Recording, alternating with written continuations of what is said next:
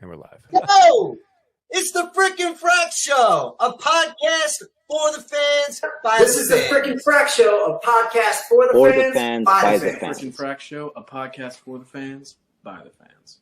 All right, guys, you're watching the Frickin' Frack Show podcast for the fans, by the fans. I love you.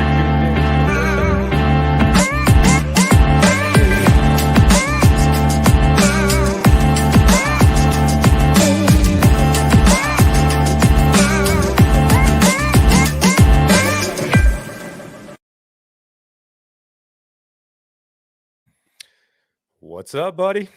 Hey, man. Good evening and welcome. Episode 60 of the Frickin' Frack Show, man. Who would have thunk it? Episode 60, man. That is 60 episodes in a year and a half or so, man, which is pretty insane, especially everything we've gone through on this show and off this show, Yeah, man. It's exciting, and this is a big one. This is one that I'm pretty fired up to do. It's truly an honor. I mean, it really is, man. And on the 60th episode, it's an honor. It's crazy. You know, it'd have been crazier if we had it on the 70th episode. Yeah, that's the only thing I could have topped it. As always, let us know where you're watching from. Dropping a comment. We're excited to have you. Rory's in the house. First one that he can actually watch live. He said, "It's been a while, man." Thank you. Yeah, Thank you guys for tuning in. We love you and we really appreciate you guys. I know it's been crazy, at this time with everybody going back to work and life kind of going towards a normal direction. So, we don't get to see a lot of our live people live, but we have heard you guys watch the after video along with listen to the audio every day. So we truly appreciate that, guys. Yeah, this is this is kind of like a dream gig for Caleb and I, and we're excited to live it with you guys. And so we did an episode shortly after 9/11, the anniversary of it, and it kind of tied in with Broadway starting to open back up as well. Caleb had reached out to me and he sent me this link. He said, "You got to check this show out." He's watched it numerous times and he's seen it live. And he's like, it'll kind of break you down in a way, but yet build you back up. I got a chance to watch it last weekend, and I'm telling you, it makes a person think in times like we're living right now that there is hope for society, that there is hope for people. This Broadway show that you sent to me, it really made me think, can we be doing more for each other type of deal?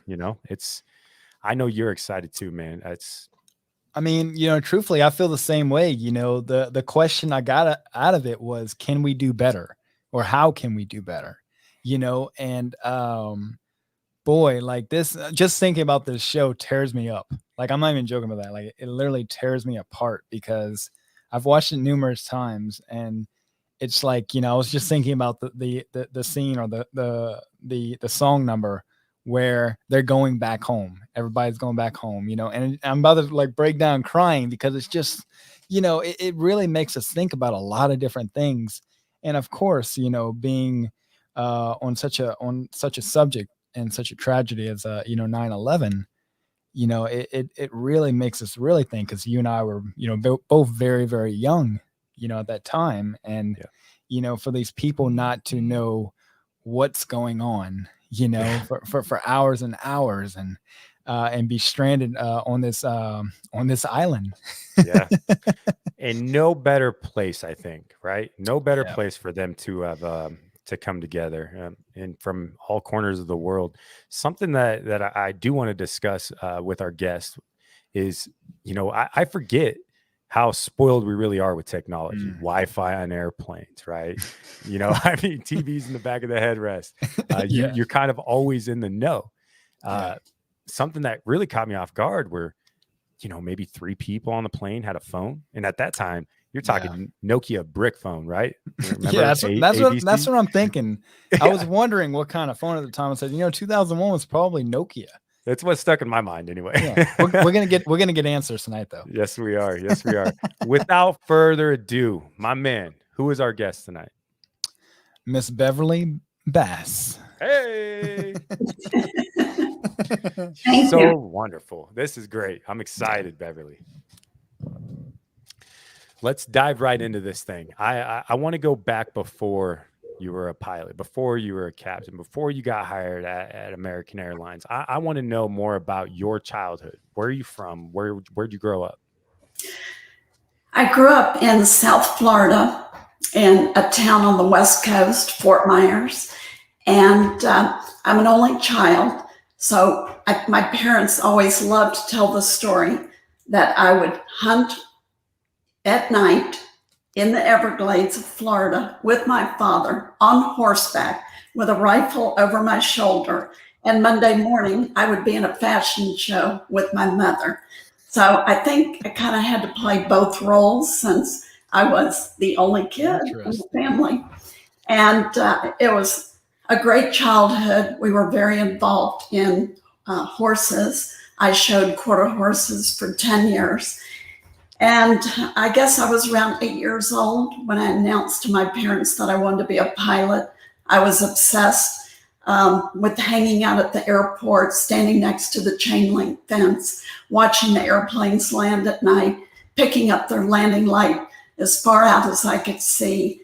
And then they would touch down. And I thought, oh my gosh, those pilots have the coolest job in the world. Wow. And that's what I want to do someday. And I really never changed my mind.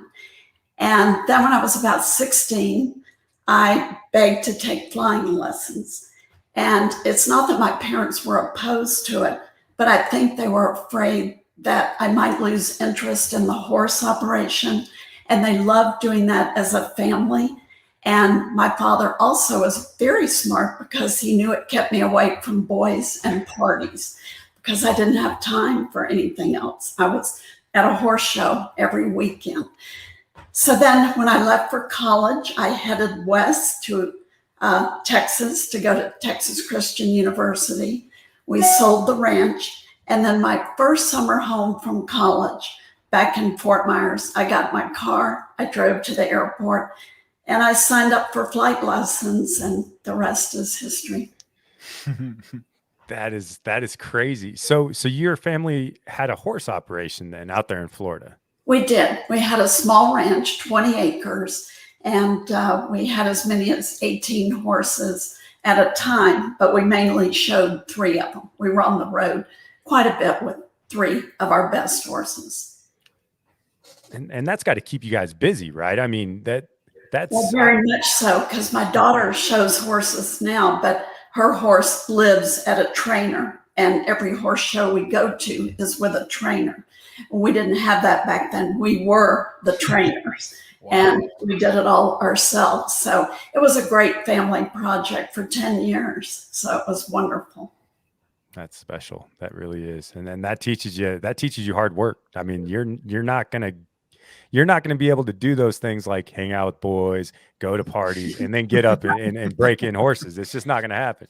No. It is a lot of work. I mean, I was slinging bales of hay when I was, in junior high.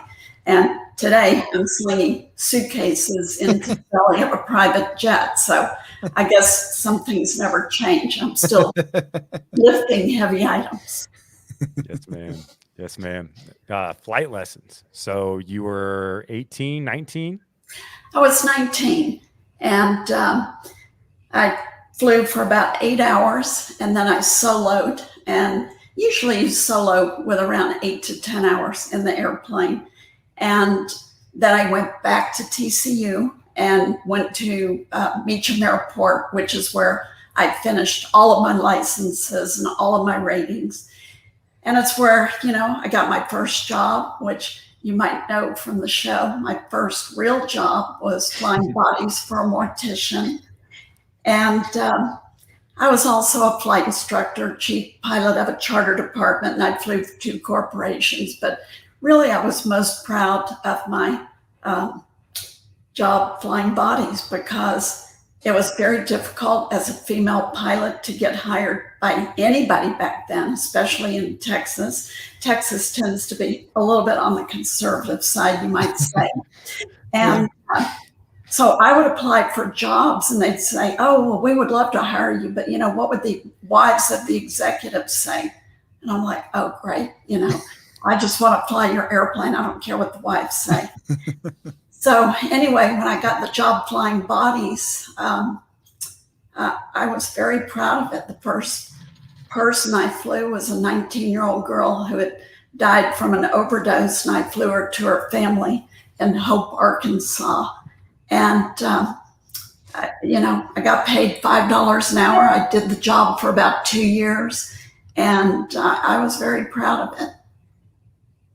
And the airplane was so small that you could not fit a casket in it. So the body was on a stretcher right beside my right leg. So I had to climb over their face to get to my seat to fly. That caught me off guard, Bev. So the song is very, very true. It is very true. And most people think, oh, well, the body was in a casket. No, the body and the airplane was way too small for the body to be in a casket. It was just on a stretcher. And it only had a sheet over it. So I always saw them, Well, all right. All right, Miss Beverly, thank you. So that was the start of many great things. Wow. So we have a large following of women and females. And you had brought up a pretty solid point that I think is going to inspire a lot of people. Back in those days, not just in Texas, but nationwide, worldwide, it was impossible, dang near impossible, to climb the hurdles, to climb the ladders, and to just get an entry-level position that was, I'm quoting here, if you're just listening, I got air quotes up, a man's job, right? Back in the day, that's what that was considered. Oh, it's very true. And I remember applying for jobs thinking, oh, maybe they won't notice that I'm a girl. I mean, really? I was 20 years old. I had long blonde hair. I was tall and thin. And obviously they're going to notice that I'm a girl. But I wanted so desperately to blend in with all of my contemporaries who were getting these great flying jobs, flying multi-engine airplanes, turboprops, small jets. I didn't really get to do any of that because I always got the leftover flying jobs. But you still did it. I mean, what kind of sense of pride so you're the third female ever hired at American Airlines, and we had talked off screen, but you were the first female captain at American. Okay. Yes. Wow. So there's got to be a sense of pride that you carry with you every day, knowing that you did break those barriers, that you did break those walls down. Well, the thing that's interesting about the airlines is that everything is based on seniority. So it's not like I did anything any different than any other pilot on the seniority list. It was just my turn to go to school to be a captain. And I guess I wasn't prepared for all of the publicity and all of the attention. If I made one mistake in the simulator, everybody knew about it. If my partner, who was of course a guy, if he made a mistake, nobody even knew his name, So it was very challenging, but I was up to the challenge. I knew I could fly the airplane. I knew I could do a good job. And, in the beginning, every one of my first trips, they sent news people on the airplane with cameras. Every time I'd land at an airport, there would be cameras. And going into it, I really did not anticipate that kind of attention. But American has always been very proud of their female pilots. They've always promoted us. And for them, it was a positive news feed for them. So they took advantage of it. Oh, yeah. I just wasn't the best person because I didn't like to be interviewed. I didn't want to do any of that. I just wanted to close the door and fly the airplane. Yeah. Wow. I love that. Me too. It's like you had a job to do and you did it. Yeah. That's pretty cool, man. That's awesome. So after you were flying, flying bodies around, what happens next? How do you take that next step?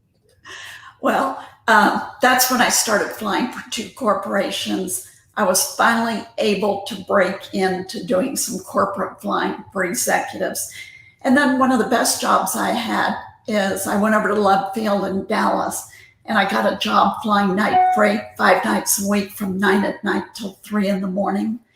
And I flew canceled checks, which used to be real popular back then. I don't know if people write checks today. And photomat film, remember film? Oh, yeah. And airplane parts for Rockwell. So I had all different runs, all up through Oklahoma, Kansas, Louisiana, down to South Texas. And I just did different runs every night, delivering my products. Wow. So, but it was a great time builder because it was all multi-engine airplanes. And that was very good flight time to have on your resume for the airlines. Oh, yeah. So, I mean, so you're talking about flying nights, and I mean, that's mind blowing. That's crazy. That's crazy to me to think that you go from flying by. So how do you make that jump? Does somebody reach out to you? I mean, this is a whole different world than what I'm used to hearing about, Right. Well, I actually had a friend who was flying for the freight company in Dallas, and he talked to me, about it and asked me if I'd be interested. And I was, but they didn't have any female pilots, and they'd never had a female pilot. So again, it was just one more step in breaking down the barrier of the possibility of hiring a female pilot. So, they flew with me, they interviewed me, they did all of that and decided I might be okay. So, yeah. But the most amazing thing, and you just said it, was, you were able to break down these barriers, and I wasn't willing to accept no. Yeah. And hopefully that has helped forge the path for the younger generation that is following in our footsteps. All of us who were the original female airline pilots. When I was hired by American, I joined a very small group of 14 other women who were flying for all of the airlines in the US. Wow. So, I mean, there were 15 of us, period. And now there are thousands. So hopefully what those of us did in the beginning has helped pave the path for the newer kids. Hopefully what I did has made it easier for my daughter. Yeah. Yeah. Wow. That's incredible, because I truly, in my opinion, I truly believe, you guys have done that. I mean, it's definitely, I mean, your lack of not taking no for an answer, and breaking every single door just to get to to what you wanted to do. I mean, it could have to do the fact that I'm pretty stubborn. So when somebody said no, I wasn't willing to give up. But that probably in the long run helped me forge my path. It did. It did. In anything, in any aspect in life. Yes. We have to have people like you. We have to have people like you to show the younger generation that, hey, it's okay to say no. It's okay to put your foot down and say, you know what, I'm doing this because I'm the best at this. I've earned this. This is my position now. And I knew I could fit in with the guys. I knew I could fly the airplane as well as they could. But what I also think is important, and because of Come From Away, the musical, I have the opportunity to talk to so many young people, and most of them are young girls, but certainly young boys as well. And a lot of the girls will ask me, what is the secret to fitting in with all men? Wow. And what I always say is you have to maintain respect. You have to respect your male counterparts. And in turn, they will respect you. You have to be very good at your craft, whatever it is. I mean, for me, it just happened to be flying jets. You have to be very good at it. And then I always follow up by saying, you don't have to be one of the guys. I mean, I never felt like I had to look like a guy, dress like a guy. I always wore fingernail polish. I mean, and I'm sure when I put my hand up on the throttles and the guys saw, red fingernail polish, it was very different for them. But, I was a girl first. I just happened to be a girl pilot. And I still say that today. That's amazing. What would you say your biggest inspiration was, or who? I didn't have one. Wow. I didn't have any mentors. I did not know a single female pilot. Wow. Even flying small airplanes. I did not know any women aviators. But I guess I would have to attribute a lot of it to my parents, because if I had said to them that I wanted to wrestle alligators for the rest of my life, my dad would have said, that is great. I think you would be so good at it. Go ahead. So they were so supportive, and they always backed me in whatever I wanted to do. So I think they were my biggest inspiration, because I knew they wouldn't shoot me down. They wouldn't make fun of me, and they would be supportive. And I needed that because I didn't have anybody else to talk to. It's not like today where, the young women aviators have so many mentors who are willing to help. That's really truly remarkable to hear that you didn't have an inspiration, because usually they say there's an inspiration to everything. And it's truly like admiring. I have a big admiration for it, because wow, your parents were, are two amazing individuals, and they were pretty awesome. Yeah. Wow. Yeah, that's awesome to hear. And I even got to take them on the airplane when I was a brand new captain. So they've been on the airplane with me. Super cool. Super cool. That's awesome. And they were okay with it. They didn't freak out and say, put your hands here. No. They loved it. That's incredible. I wish they were around to know that my daughter's an airline pilot. It's beautiful. Yeah, that is.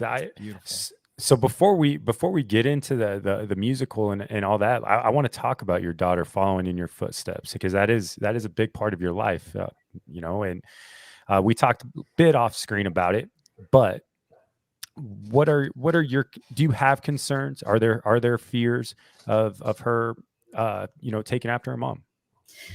No, I actually love her being a pilot. It was interesting when she was growing up and was quite small.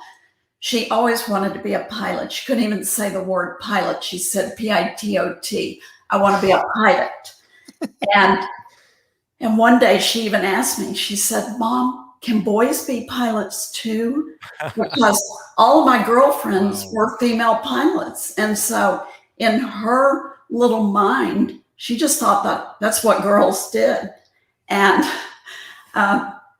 then one day we were at a soccer game with my son, and we were driving home, and she said, Mom, she said, now boys play soccer and girls fly airplanes. Is that right?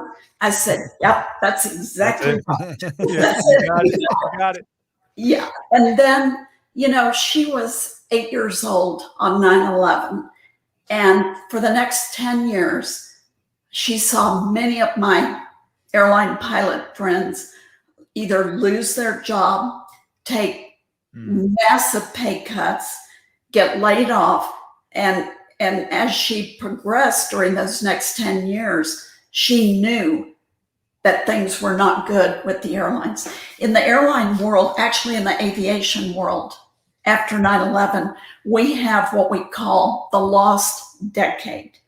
American went 10 years without hiring a single pilot.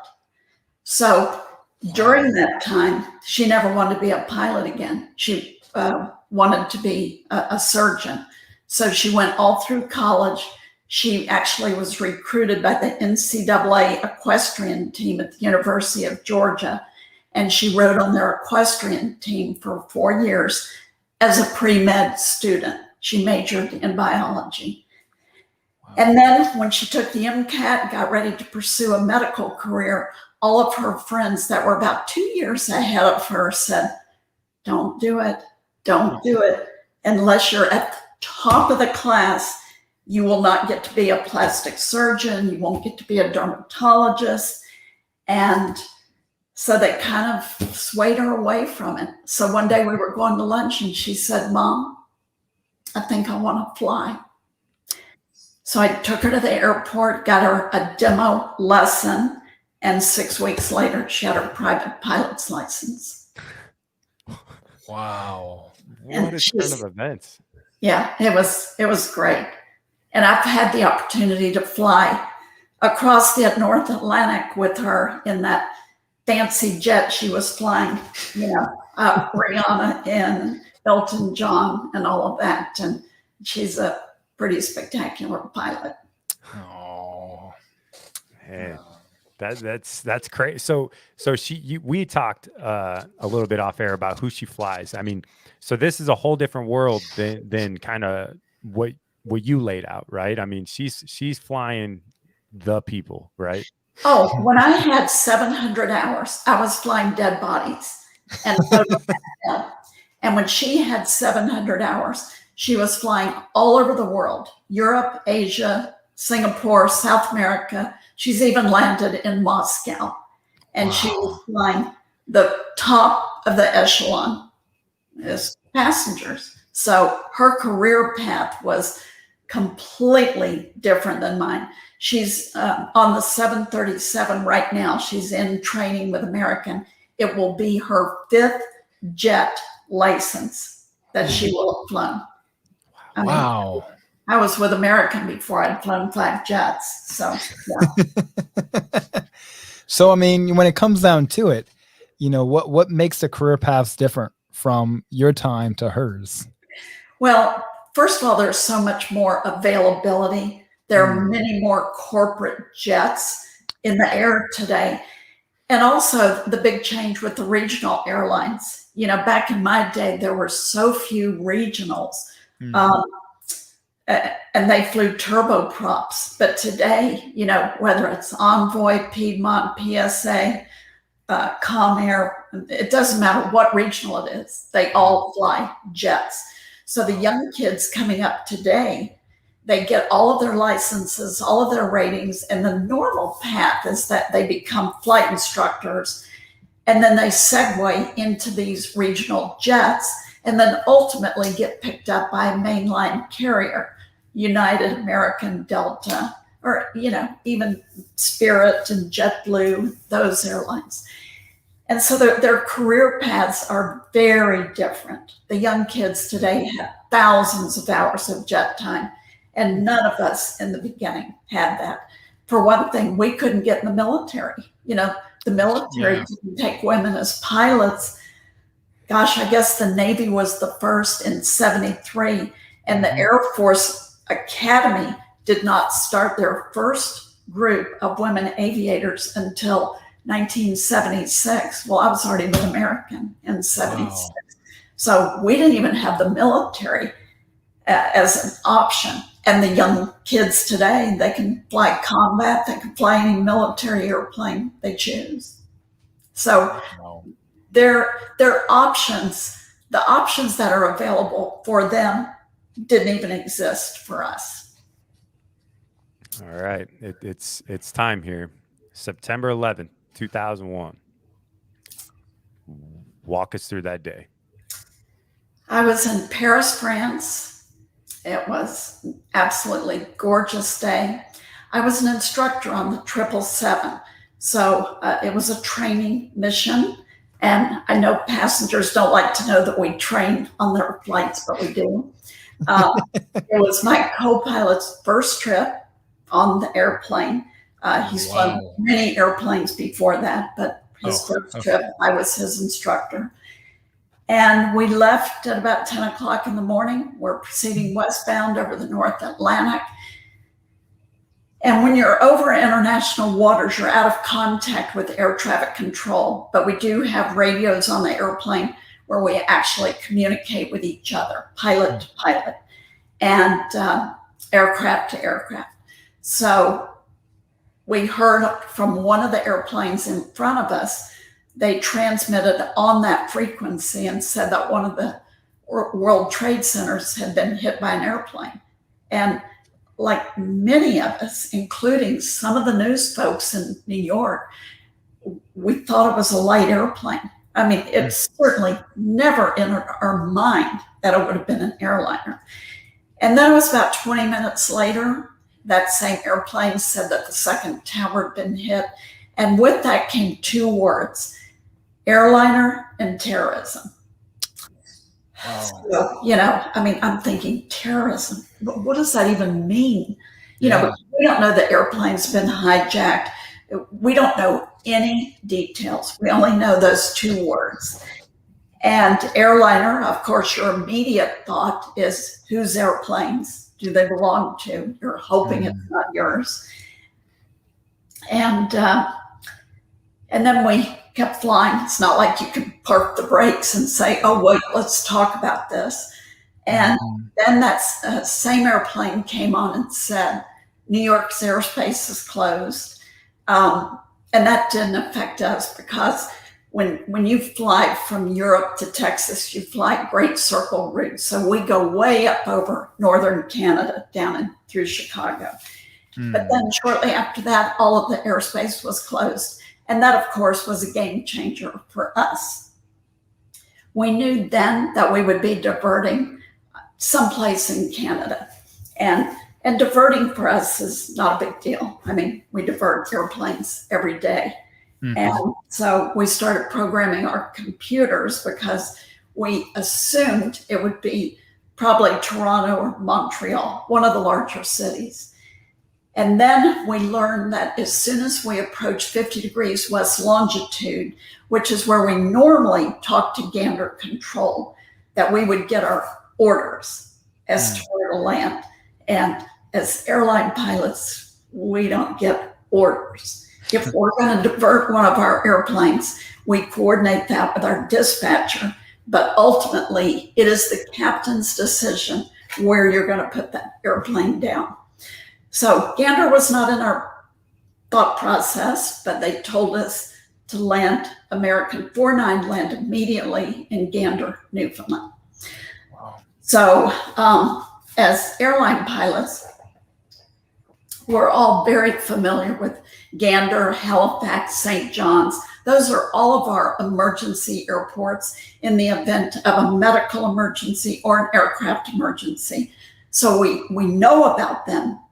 But I would say that most airline pilots will spend their whole career and retire without ever going in to any of those places. But you have to know about them, and you have, when they started flying two-engine airplanes over bodies of water, you have what is called a 180-minute rule. So if we lose an engine on a two-engine airplane, we have to be able to have a place to safely land it within 180 minutes.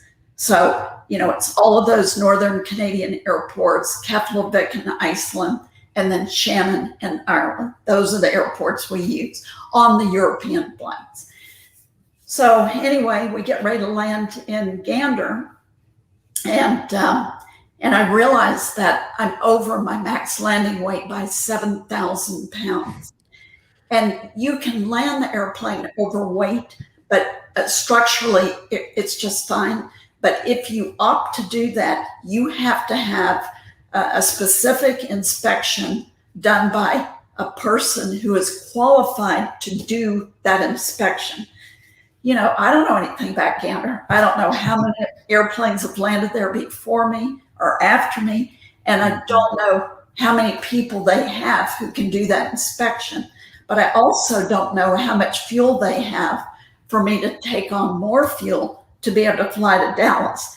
So I'm kind of wrestling with, what do? Do I let go of 7,000 pounds of what may be precious fuel to get down to my max landing weight? or do I just land overweight? I decided to jettison the fuel.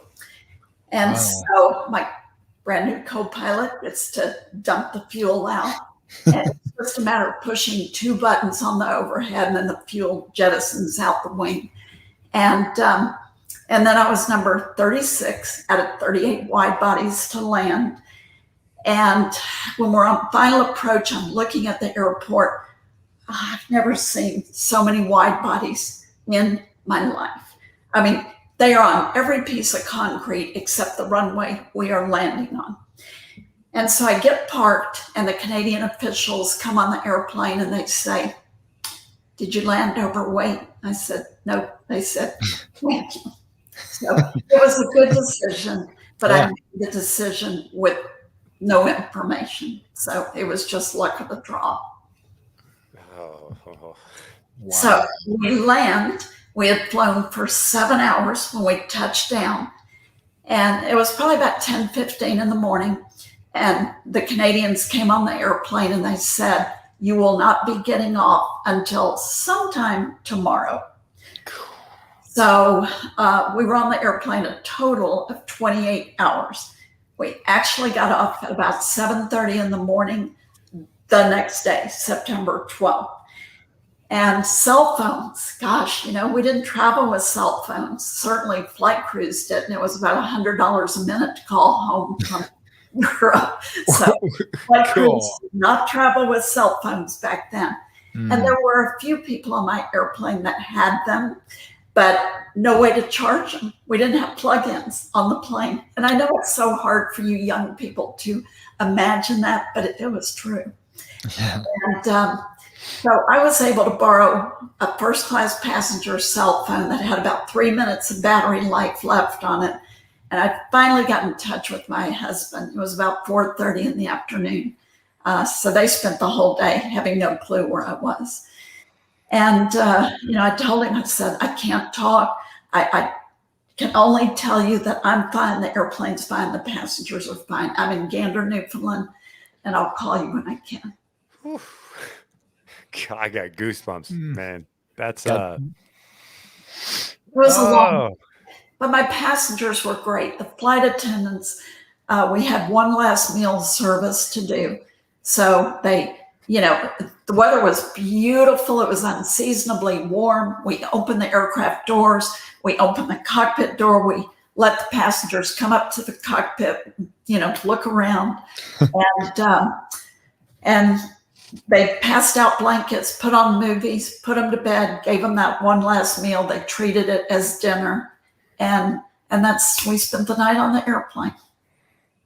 Wow. At this point, you don't know what's going on, right? All you know is 2 planes hit. That's all you know. No, well, we're getting bits and pieces of information because a few of the passengers were able to either talk to their family or their offices, so we're getting pieces. We heard that the World Trade Centers collapsed, but, we don't even know what they're talking about because remember, we have not seen an image of anything on TV. Yeah. We were able to listen to the BBC on our aircraft radios. So we were getting London's version as to what was happening in the US. And we stayed up all night. I mean, there was no way any of us was slept. So, we're listening to the news, but I would say it was about 30 hours after the attacks before we saw any of the images on TV. That was hard. Especially since 2 of the airplanes were ours. Wow. And just not to know, I mean, we live in a day of age of everything being digital. Yes. We live in a day of age where everybody knows everything. So don't try to hide it, Every minute. I mean, it's the weirdest thing. I can just, text you and say, "Hey, what you doing?" And I know exactly what you're doing. And to take us back to this time where there wasn't that ability to communicate. I mean, really, like you said, the minutes were just outrageously costing. And, how the world's changed today. But man, I mean, we were alive then, but of course, we were very young. I was pretty much still like maybe 10, maybe. And my 9/11 experience was being brought into a library, and our librarian said, "I'm probably going to lose my job over this, but you kids need to understand what's happening." And she turned on 3 televisions, Oh my gosh. and she said, "You guys need to understand this." Right. And Right. at the time, I mean, I was a kid, so I was like, I didn't understand, I didn't Didn't comprehend, understand. even though there was images in these news people saying what was going on. I mean, what is the Twin Towers? Like Yeah. I mean, Yeah. That we didn't didn't even compute to you, probably. it didn't.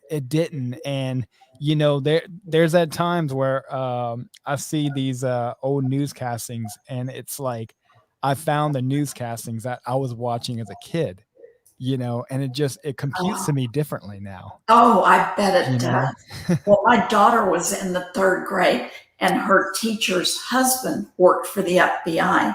But because we lived in a very active airline community, Yeah. our kids' schools were locked down and blacked out.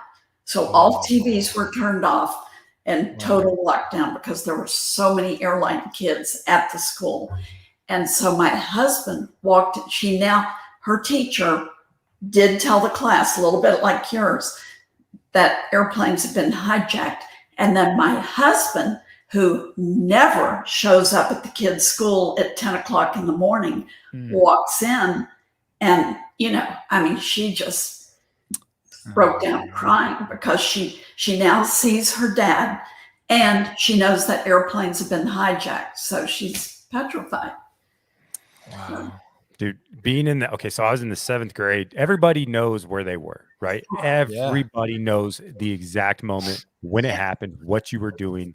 And even in the 7th grade, the world stopped, the school stopped. That's all we did the rest of the day was watch the broadcast. But I'm trying to remember correctly. I don't even think we knew here in the States what exactly happened until later on, right? So you're in the air. This happens. You're forced to land.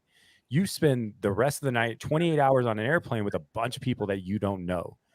I cannot fathom what's going through their minds. I can't fathom what's going through your mind. Now that it's one of your airlines. Walk us through that mind frame that you're in. I have to know. Yeah, I must say it was one of the hardest PAs that I've ever had to make because, first of all, I don't know very much, but I do know that we're going to Gander. So I have to say something to my passengers. I decided early on that I was not going to make up a mechanical problem because I felt like I would lose credibility because when I got on the ground, I had to undo that mechanical problem. So I decided I was going to tell them the truth, but very little of it. And in all fairness, I didn't know very much. Yeah. So, I know my exact PA, and I wrote it down because I wanted my lead flight attendant to read it first to make sure she approved. Because remember, I'm behind a locked cockpit door. It's my flight attendants that I have to protect. I have to be very cognizant of not causing any disruption in the back of the airplane for them. I have to protect them. So I said, ladies and gentlemen, this is Captain Bass. There's been a crisis in the United States. All of the U.S. airspace is closed. We'll be landing our airplane in Gander, Newfoundland, and I'll get back to you with more information when we get on the ground. That was my PA. I'll never forget the exact words. And it was fine. The passengers handled it just fine. Wow. And not every captain chose to do that. Some of the captains, as you heard in the musical, opted to say they had a mechanical problem, and that's their choice. I thought as a female captain, I did not want to lose any credibility with my passengers. I thought that was important. And then when we learned much later that 2 of the airplanes were ours, it was very difficult because I have 12 flight attendants with me on the trip. Every single one of us knew somebody on one of the airplanes. And for me, it was the captain that hit the Pentagon. He and I actually lived in the same apartment building in New York when we were new with American. So, wow, it was really hard. Leadership. That's the first thing that came to mind when you read that. When you told us what you said over the PA. That's a leader. I mean, that's somebody you want steering your ship. I could not lose their credibility. That was very important. And really, I never felt like I did. So many times people will say, well, did you just start crying? I'm like, crying? Why would I have cried? That would be the absolute last thing I would think to do. I had too much work to do. Yep. I had an airplane to manage. I had a crew to manage. I had 156 passengers. Crying would not enter my mind. Now, I will tell you, when I landed that airplane in Dallas on September 15th, I'm rolling down the runway. I put airplane in reverse, and I'm looking over to the right, and I don't even know what made me look to the right. Ooh, they had draped the largest American flag across the terminal that I had ever seen. And I looked at that, and tears are running down my cheeks. And I thought, it's okay. It's okay. I can cry now. Yep. Wow. So that was the first time. But, I guess it's a little bit like being in an automobile accident. You don't cry at the time, but then when you walk away and you look at the car that's totally demolished, you go, oh my God, I just lived through that, And that was a little bit what it was like. It was all over. We had done our job. We got everybody home, and that American flag, yeah, because I'm quite the patriot. So that did it to me. I think that would utterly destroy me, to see such a beautiful sight after experiencing what you guys did, and after everything you guys have been through, that would, just break my heart. Yeah, it was tough. And you had just spent days seeing the best in humanity. That's the one way to describe how they documented. I'm assuming a lot of that was did it play out the way that you imagined it when you watched the musical? Well, when I watched the musical, I didn't know anything about it. I mean, I had gone back to Gander for the 10th anniversary with my husband, and I thought I was just going to show him the Comfort Inn and Jungle Gyms where I ate every meal for 5 days on 9/11. What I didn't know is that the town of Gander put on the most beautiful display of one event after the next. And when I got to the Comfort Inn, which is, where I stayed and where I always stay, and I'm still good friends with the manager, Karen Mills, who still works there, there was an envelope on the front desk, and it had an itinerary of all these things we were going to do. And I was like, oh my gosh, I didn't know we were doing any of this. And we did lots of interviews. There were so many news people in town. And then I was told that there were 2 playwrights in town, David Hine and Irene Sankoff, and they wanted to know if they could interview me. And I said, of course. Well, that interview lasted 4 hours. What I didn't know is that they pretty much went into hibernation for the next 4 years. They wrote the musical, the lyrics, the book, the music. They wrote everything. And then in the summer of 2015, I got a call from the producers inviting us to the world premiere opening of Come From Away in La Jolla. And we don't even know what we're going to see. I mean, we had no idea. I did not even know that the song Me in the Sky, which pretty much chronicles my aviation career in 4 minutes and 19 seconds, I didn't even know the song had been written. Wow. Oh my gosh. So sitting there the first night, we were 3rd row back center. And in the first few minutes of the show, Jen Colella rolls out in her chair and picks up the phone and says, hi, Tom, I'm fine. my husband buried his head in his hands, and we missed probably 75% of the first show. I mean, it was so emotional. But on the other hand, I think all of us who are represented in the show feel so honored to just be in the show, and the fact that they represented us in such an authentic manner. I think we're all very proud of it. And, you know, some people are so hesitant about seeing a musical that's associated with 9/11.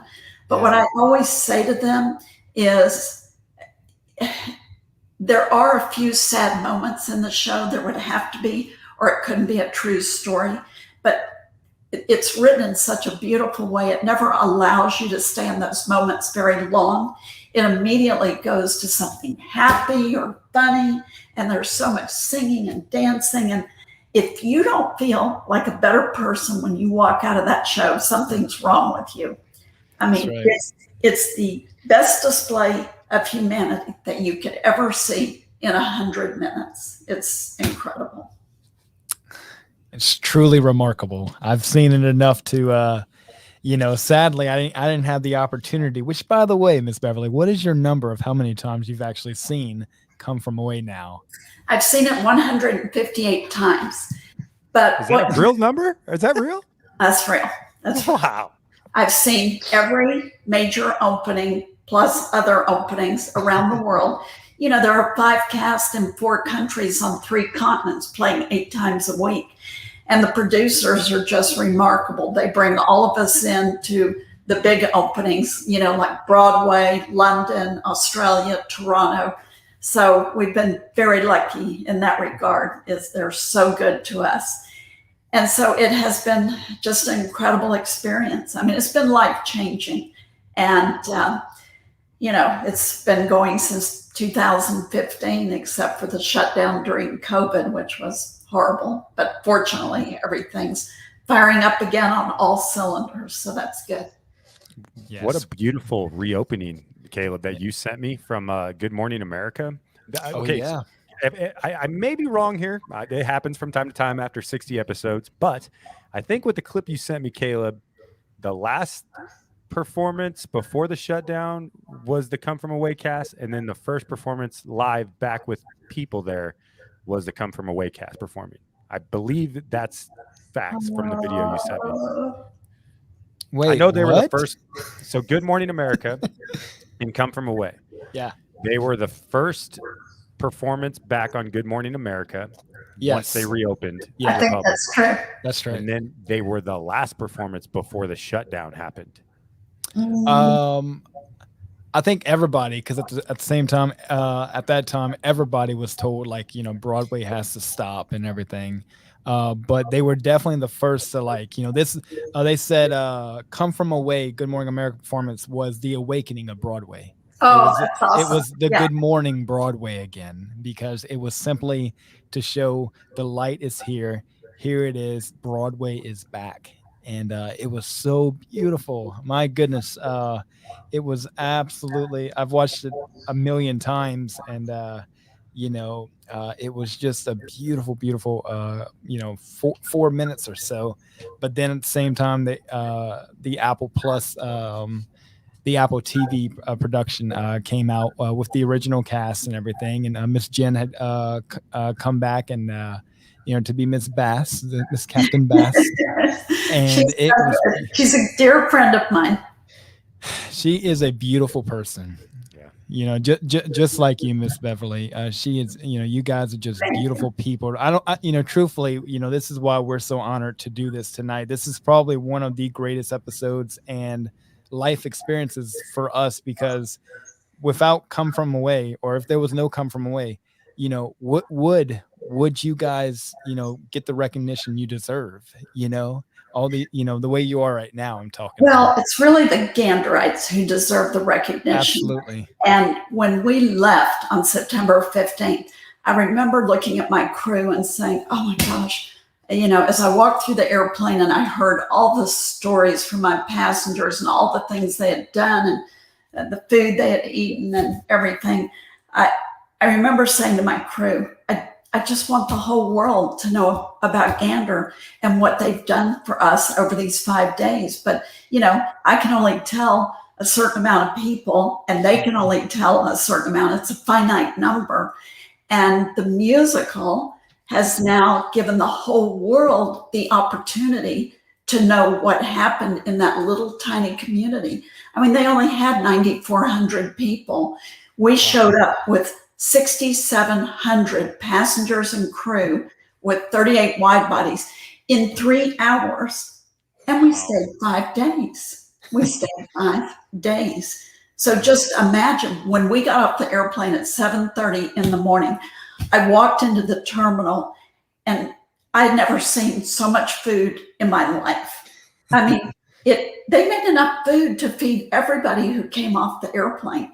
So how can a little town do that? Every stove in town was on. And they served 3 hot meals to all passengers and volunteers for 5. They served 285,000 meals during that. Wow. That's incredible. It's just astounding. And I, truthfully, the people of Gander, they're as much as a big character in this story than anyone, especially with the Broadway show. And that's one amazing thing that they displayed so beautifully, because with them, with everybody doing dual roles, to show that they were people of Gander, they were also captains, they were, such and such and such, they were the mayor, it's beautiful. It's just amazing how they wrote it. There are only 12 characters, 6 men, 6 women, and they play 78 different people, and they almost never leave the stage. No. I mean, it's taking off a jacket, putting on a yarmulke. I mean, it's like, how do they do this? That was incredible. And it's a masterpiece. It truly is. And we've been trying to get word for those who, now the Broadway world, everybody has seen it. Seriously, we're on these Broadway groups, and everyone has seen Come From Away, not once, not twice, like 5, 10, 15 times each. And whenever I first discovered it years ago, I didn't know much about it, but the only thing I knew, it was about 9/11. The only thing I knew. And I remember watching it with my girlfriend Vicky and our friend Amanda, and we went to New Orleans, and I said, I don't know what the show's about, but I'm a huge musical guy, and I just love Broadway. And I said, let's go enjoy the day. And I remember after the first opening with Welcome to the Rock, I was already breaking down. There was already something like chills, goosebumps. I mean, my heart was racing. I was like, what am I feeling like? And then it just got worse. It just kept going, and it was so beautiful. But I just remember crying my eyes out, like bawling, like there's no hiding it as a man. You can't hide this. I know, but you go through every emotion because there are so many funny scenes. Like I love the barbecue grill scene. Oh, yeah. Absolutely love it. So I've been back to Gander 6 times. And I was with one of my friends, and I said, so I want to ask you a question. He said, what is that? And I said, this barbecue thing. I said, like, if you're having a cookout and you need another grill, do you really just go to your neighbor's house and get the grill? He said, well, yes. I mean, why wouldn't you do that? I said, oh, no, in Texas, we wouldn't do that. No, we wouldn't do that.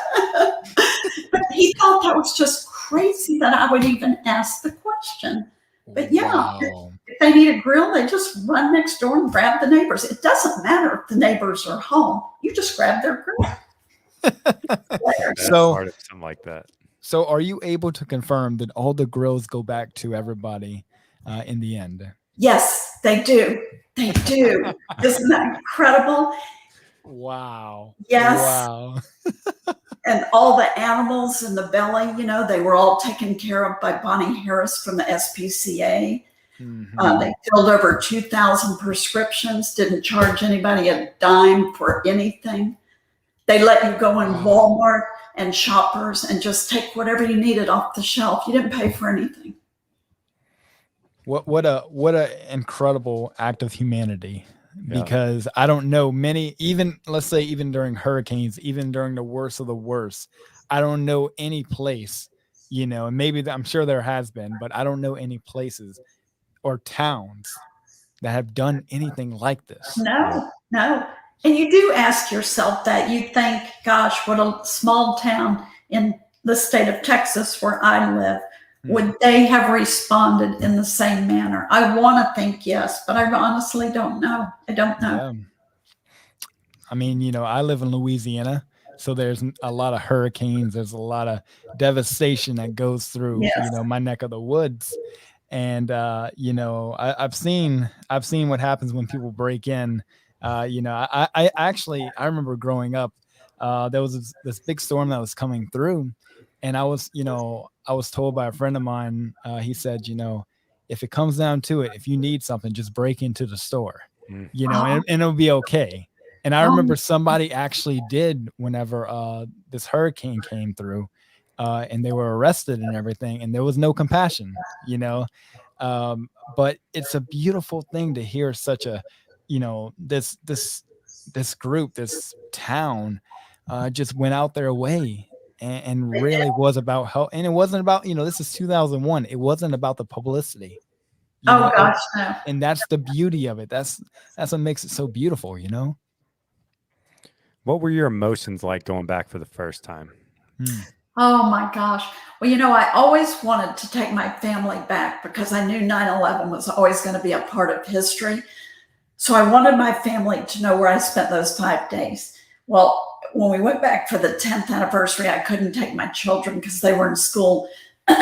But, just flying in there. We were on a commuter airplane. It held like 18 people. And I'm sitting up as close to the cockpit as I can be because, I want to see the approach going in. It was late at night.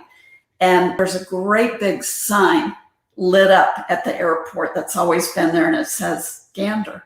And I felt like I was home. I really did. And I flew for 7 years with American after 9/11. And I had 2 more diversions in there, but for medical reasons.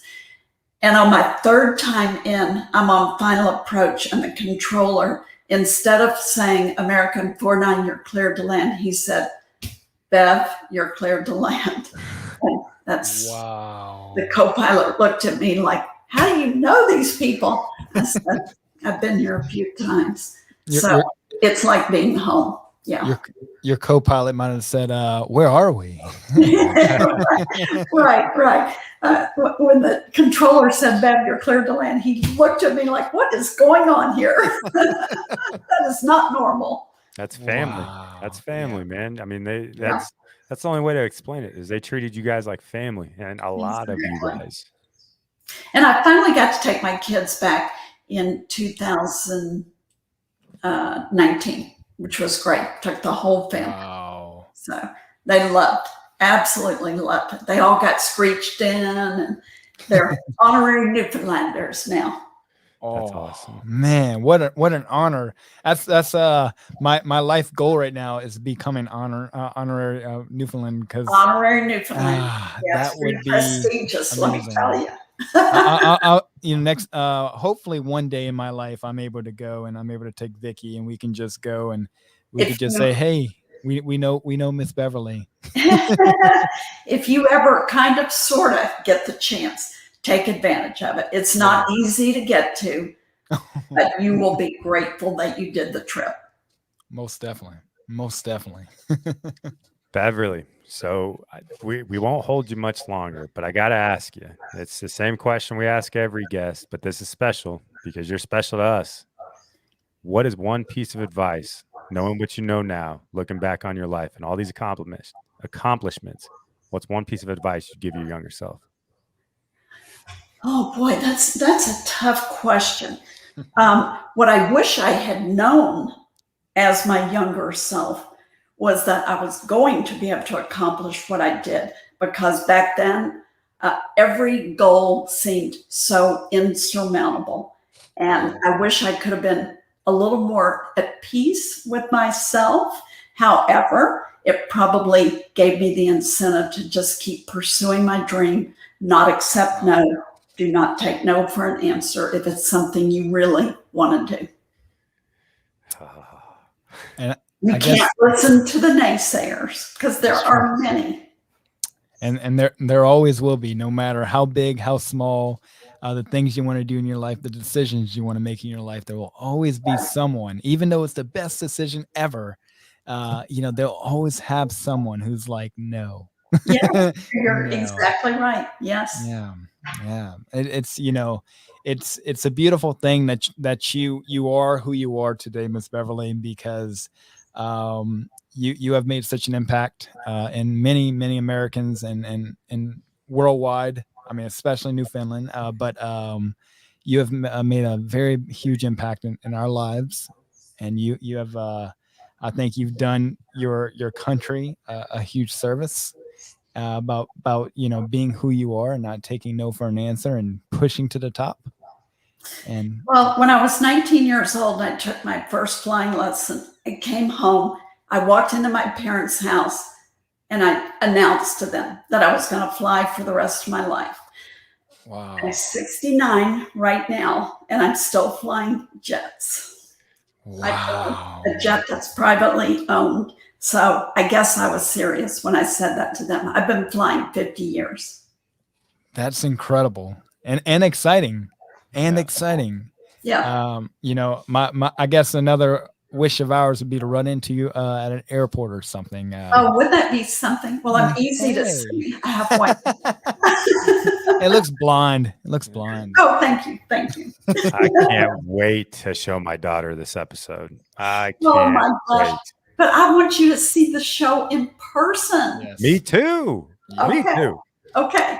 You have to. We will definitely make that happen. Somewhere in early December, I'll be going for a New York City show, and that's going to be I mean, I thought New Orleans was rough, but being in New York City, watching this in New York City, it's going to be. And they brought Rachel Tucker in from Yeah. the London cast to play my role, and she is fabulous. I actually was watching her on YouTube She's so Monday cool. or Tuesday, and I was like, this girl is incredible. She's so cute. She really is. And she's a redhead. I'm a redhead. Naturally. Used to be. Man. Wow, that's cool. A little Very cool. feisty. Yeah. That's the not taking no for an answer. There it is. That's where it comes from. Yep. Wisdom. Beverley, we love you to death.